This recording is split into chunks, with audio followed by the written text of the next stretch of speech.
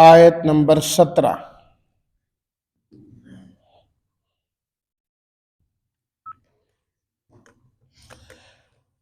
نحمده ونصلي ونسلم على رسوله الكريم، اما بعد فاعوذ باللہ من الشیطان الرجیم، بسم اللہ الرحمن الرحیم۔ وَإِن يَمْسَسْكَ اللَّهُ بِضُرٍّ فَلَا كَاشِفَ لَهُ إِلَّا هُوَ وَإِن يَمْسَسْكَ بِخَيْرٍ فَهُوَ عَلَى كُلِّ شَيْءٍ قَدِيرٌ وَهُوَ الْقَاهِرُ فَوْقَ عِبَادِهِ وَهُوَ الْحَكِيمُ الْخَبِيرُ۔ صدق اللہ مولانا العظیم۔ اللہم صلی علی سیدنا و مولانا محمد وعلی آلہ واصحابہ وبارک وسلم۔ این یمسسک، ان اگر، یمسسک پہنچائے اللہ، ضرر تکلیف مصیبت پریشانی، لا کاشفہ نہیں ہے ہٹانے والا اس تکلیف اور پریشانی کو، یمسسک بخیر خیر اگر پہنچائے، قدیر قدرت رکھنے والا ہے، وَهُوَ الْقَاهِرُ القاہر غالب، فوق اوپر عباد عبد کی جمع بندے، الحکیم حکمت والا، الخبیر خبر رکھنے والا۔ ترجمہ: اور اگر اللہ تمہیں پہنچائے کوئی تکلیف، پس نہیں ہے اس کو کوئی ہٹانے والا سوائے اس اللہ کے، اور اگر وہ خیر پہنچائے تمہیں تو بے شک وہ ہر چیز پر قدرت رکھنے والا ہے، اور وہ غالب ہے اپنے بندوں پر، اور وہ حکمت والا خبر رکھنے والا ہے۔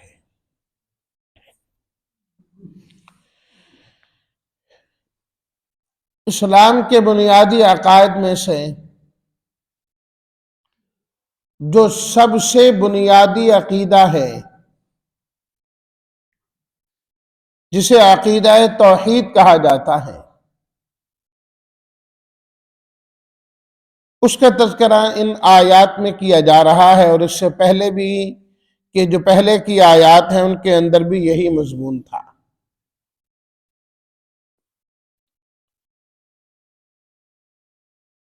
اسلام کا یہ جو عقیدہ توحید ہے،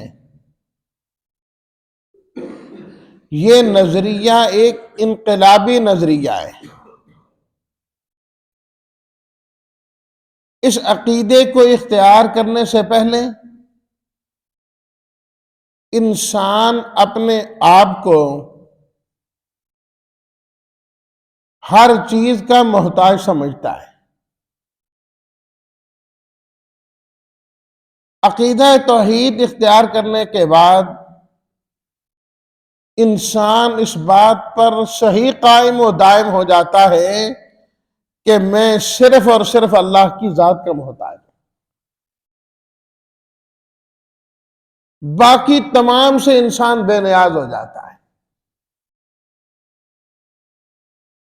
نہ کسی کی لالچ دل میں آتی ہے، نہ کسی کا خوف دل میں آتا ہے۔ ڈر، خوف، طمع، لالچ، امید صرف اور صرف ایک اللہ سے بن جاتا ہے۔ انسان کا تعلق براہ راست اس سے ہو جاتا ہے۔ اس عقیدے کے بغیر انسان ہر ایک سے ڈرتا ہے، ہر چیز سے ڈرتا ہے۔ عقیدہ توحید اختیار کرنے کے بعد اللہ کے ما سوا کا ڈر اس کے دل سے نکل جاتا ہے۔ اگر صحیح معنی میں عقیدہ اس کے دل کے اندر رچ بس جائے، صرف زبانی نہ ہو، اللہ نے یہ جو صفات بتلائی ہیں اپنی، ہر وقت اگر انسان کا استحضار ہو، پھر انسان ڈر نہیں سکتا کسی سے، کیونکہ اس کا عقیدہ یہ ہے وَإِن يَمْسَسْكَ اللَّهُ بِضُرٍّ فَلَا كَاشِفَ لَهُ إِلَّا هُوَ وَإِن يَمْسَسْكَ بِخَيْرٍ فَهُوَ عَلَى كُلِّ شَيْءٍ قَدِيرٌ، کہ اگر اللہ تکلیف پہنچانا چاہے تو اس تکلیف کو اللہ کے علاوہ ہٹا کوئی نہیں سکتا، جو مرضی ہو جائے، اور اگر رب خیر کرنا چاہے ساری دنیا مل کر اس خیر کو رد نہیں کر سکتی۔ فَلَا رَادَّ لِفَضْلِهِ، اللہ جس کو عزت دینا چاہے سارے مل کر اس کو ذلیل نہیں کر سکتے، اور اللہ ہی اگر ذلت مقدر کر دے اس کو کوئی عزت نہیں دے سکتا۔ اللہ اگر کسی کے لیے رزق کا فیصلہ کر دے، سارے مل کے اس کے رزق کو روکنا چاہے نہیں روک سکتے، اللہ نہ دینا چاہے سارے مل کر اس کو دینا چاہیں 1 روپے بھی نہیں دے سکتے۔ ما یفتح اللہ للناس من رحمت فلا ممسک لها، جس کے لیے اللہ رحمت کے دروازے کھول دے، فرمایا ان دروازوں کو بند کوئی نہیں کر سکتا، وہ پیدا نہیں ہوا جو رب کی رحمت کے دروازوں کو بند کر کے دکھا دے۔ اللہ اکبر۔ ما یفتح اللہ للناس من رحمت فلا ممسک لہ وما یمسک فلا مرسل لہ، فرمایا جس کے دروازے ہم بند کر دیں اس کا دروازہ کوئی نہیں کھول سکتا، پھر کوئی نہیں کھول سکتا، جو مرضی کر لے۔ اللہ اکبر، اللہ اکبر۔ نبی کریم صلی اللہ علیہ وسلم فرض نمازوں کے بعد کثرت کے ساتھ یہ دعا مانگتے تھے، کثرت کے ساتھ یہ دعا مانگتے تھے، اللہم لا مانع لما اعطیت ولا معطی لما منعت، اے اللہ جس کو اور جو آپ دینا چاہیں لا مانع، کوئی اس میں رکاوٹ نہیں ڈال سکتا، یا اللہ تو اس کو کیوں دیتا ہے، اس کو نہ دے، فرمایا نہیں ہو سکتا، لا مانع لما اعطیت ولا معطی لما منعت، اور یا اللہ جو آپ نہ دینا چاہیں وہ کوئی دے نہیں سکتا، جو دینا چاہے روک نہیں سکتا، جو روکنا چاہے وہ دے نہیں سکتا۔ وَلَا يَنْفَعُ ذَا الْجَدِّ مِنْكَ الْجَدِّ، اے الہ العالمین کسی بڑے کی بڑائی آپ کے سامنے نہیں چلتی، آپ سب بڑوں سے بھی بڑے ہیں، باقی سب چھوٹے ہیں۔ اللہ اکبر۔ حضرت عبداللہ بن عباس رضی اللہ تعالیٰ عنہ فرماتے ہیں ایک مرتبہ ہم کہیں جا رہے تھے، آپ علیہ الصلاۃ والتسلیمات سوار تھے سواری پر، اور مجھ سے ارشاد فرمایا اے ابن عباس میرے پیچھے بیٹھ جاؤ، میں آپ کے پیچھے بیٹھ گیا، اسی سواری پر ہم کٹھے جا رہے ہیں۔ جب وہاں سے ہم باہر نکل گئے، شہر سے حد سے کھلی جگہ آئی، تو آپ علیہ الصلاۃ والتسلیمات نے مجھے بڑی خوبصورت نصیحت فرمائی، بڑی خوبصورت نصیحت فرمائی، فرمایا یا غلام، اے لڑکے، احفظ اللہ یحفظ کا، اللہ کو یاد رکھنا ہے، اللہ تمہیں یاد رکھیں گے۔ ہمیں پکی بات ہے، رب کو تم نہ بھلانا، رب تمہیں کبھی نہیں بھلائے گا۔ کوئی موقع ہو تم نے اس موقع پر رب کو یاد کرنا ہے. دن ہے اللہ کو یاد کرنا ہے، رات ہے اللہ کو یاد کرنا ہے، خوشی ہے اللہ کو یاد کرنا ہے، غمی ہے اللہ کو یاد کرنا ہے، دکانداری ہے اللہ کو یاد کرنا ہے، دکان بند کرنی ہے اللہ کو یاد کرنا ہے، کہیں جانا ہے اللہ کو یاد کرنا ہے، آنا ہے اللہ کو یاد کرنا ہے، اللہ کو نہ بلانا. تو فرمایا پکی بات ہے اللہ تمہیں بھی نہیں بلائے گا. نمبر 2، فرمایا اللہ کو یاد کرنا تجدہ تجاہ کا، ہمیشہ ہر معاملے میں اللہ کو اپنے سامنے پاؤ گے.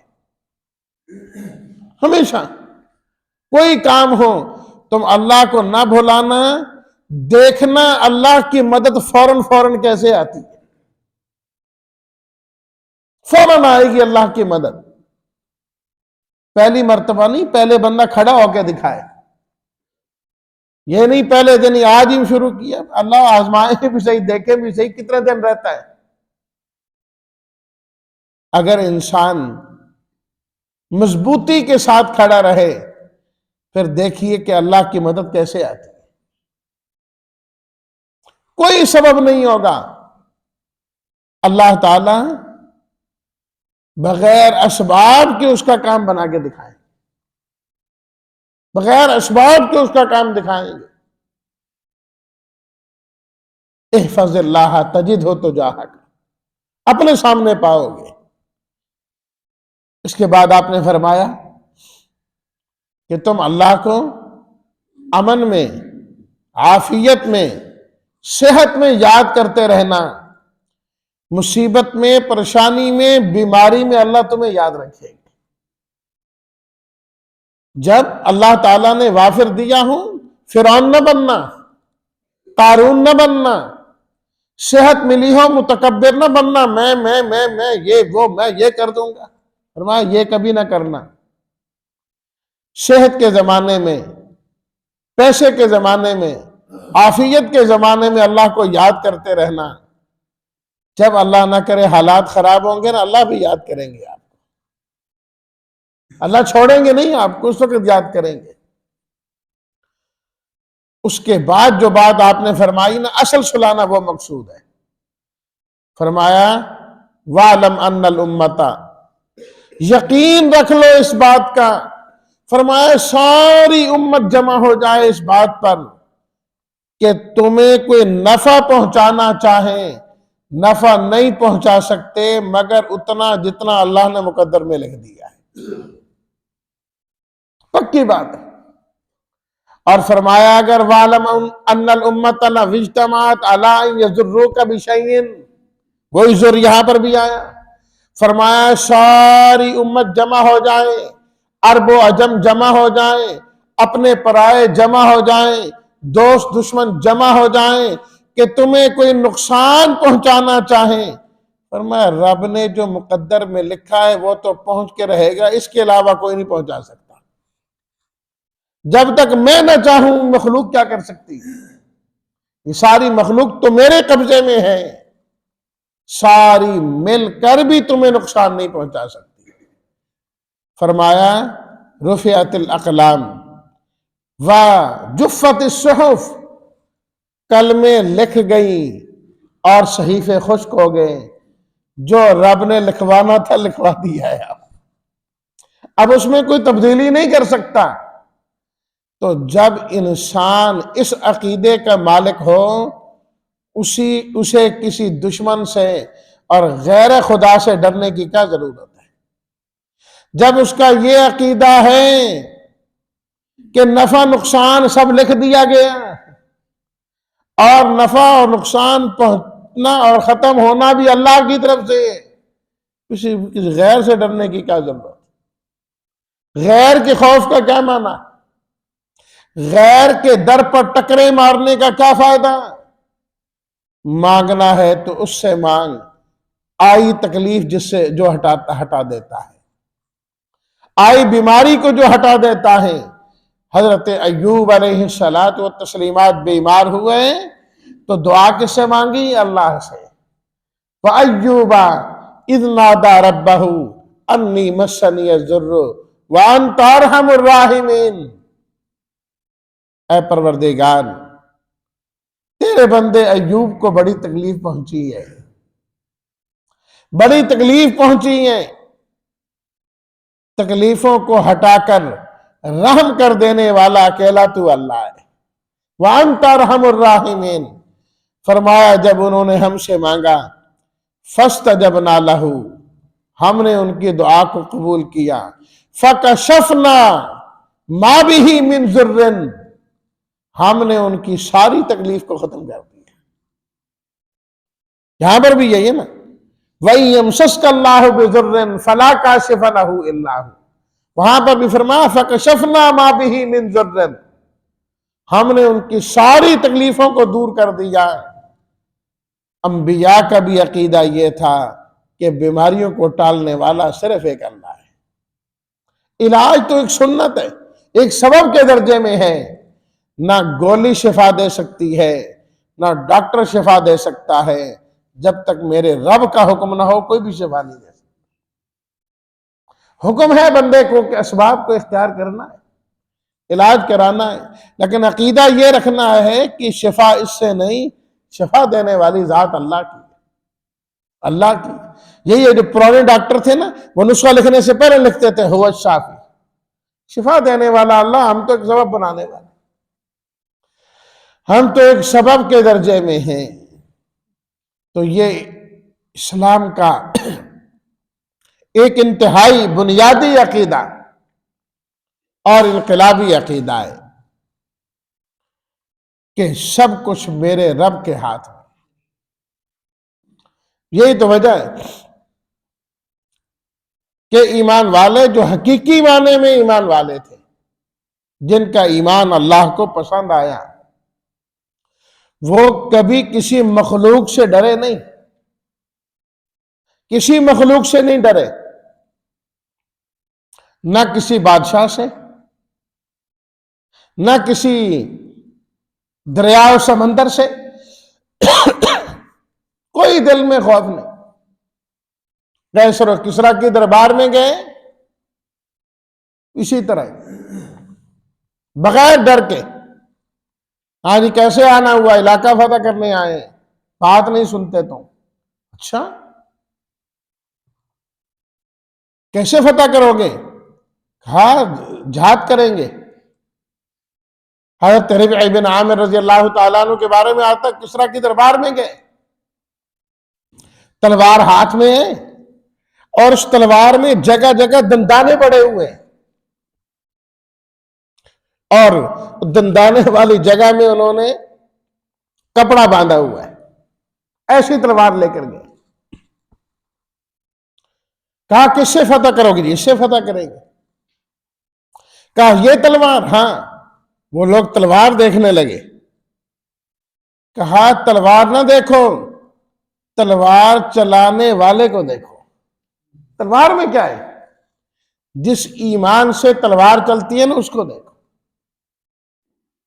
وہ لوگ گھبرا گئے کہ یہ کس قسم کے لوگ آ گئے، لیکن وہ صحابہ کرام اس کسریٰ کو فتح کر کے واپس آئے ٹوٹی تلواروں کے ساتھ۔ آج ہم اتنے بڑے بڑے ایٹم بم رکھ کے بھی ڈرتے ہیں، اوہ ان ایٹم بموں کو کیسے سنبھالیں؟ ان کے لیے سنبھالنا مشکل ہوا پڑا ہے کہ ہم کیسے سنبھالیں گے ان کو۔ جب انسان کا عقیدہ ہو کہ نہ ایٹم بم سے کچھ ہوتا ہے، نہ سپر پاور سے ہوتا ہے، اللہ سے ہوتا ہے، اللہ ہی کرنے والے ہیں، تو پھر سب بدل جائے۔ اسلامی لشکر جا رہا ہے جنگل میں، افریقہ کے جنگل میں، رات ہوگی، انہوں نے کہا یہیں ٹھہرنا ہے۔ لوگوں نے کہا یہاں بڑا مشکل ہے، درندے اور زہریلے جانور اور پتہ نہیں کیا سے کیا ہے، یہ کسی کو نہیں زندہ چھوڑتے۔ کہا یہ کیا بات ہے؟ جو امیر تھے نا لشکر کے کھڑے ہو گئے، کہا جنگل کے درندوں تمہیں پتا ہے کہ ہم کون ہیں؟ ہم نبی کریم صلی اللہ علیہ وسلم کے صحابہ اور غلام ہیں۔ ہم نے آج رات یہاں رہنا ہے، بلکہ بعد میں انہوں نے فیصلہ کر لیا یہاں ہم نے چھاونی بنانی ہے۔ فرمایا میں تمہیں حکم دیتا ہوں یہ سارا علاقہ خالی کر دو۔ اللہ اکبر۔ چشمے فلک نے وہ نظارہ بھی دیکھا، شیر اپنے بچوں کو لے کے جا رہا تھا، سانپ اپنے بچوں کو لے کے جا رہا تھا، علاقہ خالی ہو گیا۔ یہاں تو چھپکلی آ جائے تو ہو وضو ڈھیلے ہو جاتے، ہو گھر میں چھپکلی آ گئی بنے گا کیا، چوہا آ جائے سارے بھاگ رہے ہوتے ہیں۔ ہمارے ڈرنے کا عالم تو یہ۔ وَإِن يَمْسَسْكَ اللَّهُ بِضُرٍّ فَلَا كَاشِفَ لَهُ إِلَّا هُوَ وَإِن يَمْسَسْكَ بِخَيْرٍ فَهُوَ عَلَى كُلِّ شَيْءٍ قَدِيرٌ۔ وہ خیر پہنچانا چاہے تو وہ پورا قادر ہے، کوئی رکاوٹیں نہیں ڈال سکتا۔ وَهُوَ الْقَاهِرُ فَوْقَ عِبَادِهِ، فرمایا وہ اللہ اپنے بندوں پر غالب ہے، سب مغلوب ہیں، وہ قادر ہیں، باقی عبد القادر ہیں۔ وَهُوَ الْحَكِيمُ الْخَبِيرُ، ساری حکمتوں کا مالک اللہ ہے، اور ہر چیز کی خبر رکھنے والا بھی اللہ ہے، کس کو نفع پہنچانا ہے اور کس کو نہیں، کون کیا مانگ رہا ہے اور کون کیا نہیں۔ فرمایا یہ اللہ جانتے ہیں، اور کس کو کیا دینا ہے کیا نہیں دینا یہ بھی اللہ کی حکمت ہے، اللہ اپنے حکمت سے دیتے ہیں۔ اللہ اسلام کا یہ جو بنیادی عقیدہ توحید ہے ہمیں صحیح معنی میں قبول کرنے کی اور ہمارے دلوں میں اللہ اس کو اتارنے کی ہمیں توفیق نصیب فرمائے۔ وآخر دعوانا ان الحمد للہ رب العالمین۔